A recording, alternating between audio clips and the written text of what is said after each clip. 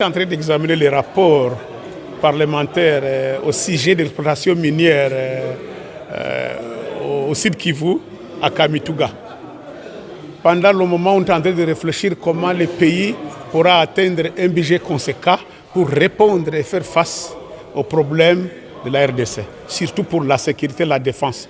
Vous avez suivi tout ce que les budgets alloués à la défense pour l'armée, c'est à peu près 37 millions.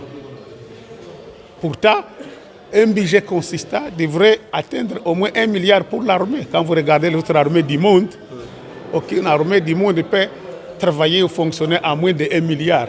Et notre armée avait demandé au moins 500 millions. Mais pour trouver 500 millions, c'est difficile.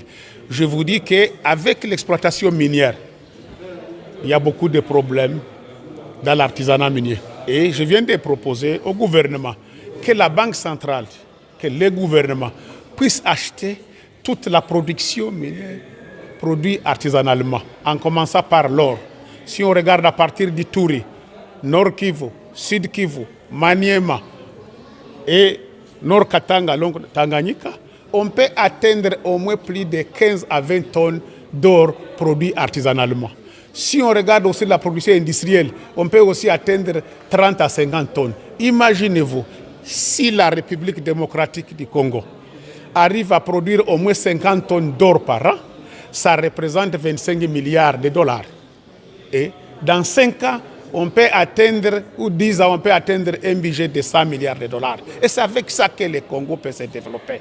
Et je dis que la mine aujourd'hui peut booster l'économie de la RDC. Donc c'est avec la mine qu'on peut relancer l'agriculture, qu'on peut faire le tourisme, les transports. Nous sommes pendant le mois d'examen de budget. Et je crois que le gouvernement doit tout faire pour que cette commission soit transformée en une commission d'enquête, qu'on aille partout en RDC, là où il y a l'exploitation minière, surtout artisanale. Nous avons dit qu'on n'est pas contre les Chinois. D'ailleurs, partout au monde, les Chinois sont des meilleurs investisseurs. S'ils viennent investir dans l'investissement lourd, pas creuser, pas être artisanat,